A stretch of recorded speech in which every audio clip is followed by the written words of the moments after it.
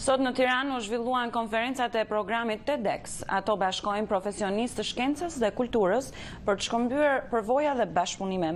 Mes të ftuarve ishte edhe Donald Leka, i cili thotë se Shqipëria është zhvilluar mjaft në fushën teknologjike dhe mund të bëhet pikë kryesore në Ballkan për këto shërbime të dobishme.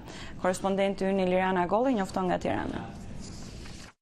Programi TEDx Tirana zhvilloi sot konferenca me përfaqësues komunitetesh nga më të larmishmet për të ndihmuar shkëmbimin e përvojave profesionale, midis shumë folësve të tjerë, mjek, muzikant, sociolog. Në konferencat e TEDx-it ishte ftuar edhe Donald Leka. Ai paraqiti në konferencë produktin e tij të ri kompjuterik Jump to It. Është fjala për teknologjinë e kryqëzimit të platformave, e cila i ndihmon njerëzit të zhvendosin shpejt dhe thjesht të dhëna nga një pajisje elektronike në tjetrën, edhe pse ato nuk përshtaten mes tyre. Shumë njerëz, thotë Donaldi, përballen sot me problemin e copëzimit të dhënave në përpajisje dhe kompjuterat të ndryshëm. Për këtë, ai krijoi një platformë që përshtatet me të gjitha formatet e pajisjeve. Great progress has been made. We know that, for example, obviously there's good 3G here in Albania, and the preparations have already been made for 4G.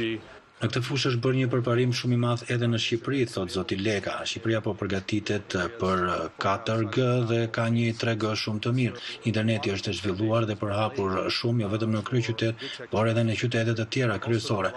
Shqipëria ka tashmë një brez të ri inxhinierësh kompjuterik që janë shumë të zotë, thotë ai. For IT development, and this is my hope, because this is the future. For the world and also for Albania, and where Albania could become a leader in the Balkans in the area of technology. Shpresoj që të gjithë këto të ecin mirë, sepse kjo është e ardhmja për gjithë botën dhe kjo është e ardhmja edhe për Shqipërinë. Shqipëria, thotë zoti Leka, mund të bëhet lider i teknologjisë në Ballkan. Produktet e reja kompjuterike që ndërton zoti Leka i ndihmojnë njerëzit të përmirësojnë jetën e tyre me pajisje të dobishme dhe të efektshme. Ai mendon se Shqipëria i ka të gjitha mundësitë që të bëjë tani një kapërcim cilësor në këtë fushë, një lloj si në Shtetet e Bashkuara të Amerikës apo shtetet tjera. Përdorimi i shpejtë të informacionit, sjell bashkëpunimin e ngushtë ndërmjet bizneseve, thotë ai, po ashtu qeveria dhe qytetarët komunikojnë më shpejt dhe më mirë midis tyre.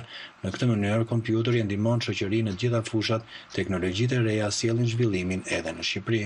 Here in Albania in February of 1991 when the people came out and really took control of their lives. Kam qenë në Shqipëri në shkurt të vitit 1991, thotë zoti Leka, kur njerëzit nisën të ndryshonin jetën e tyre. Ishte një kohë e jashtëzakonshme.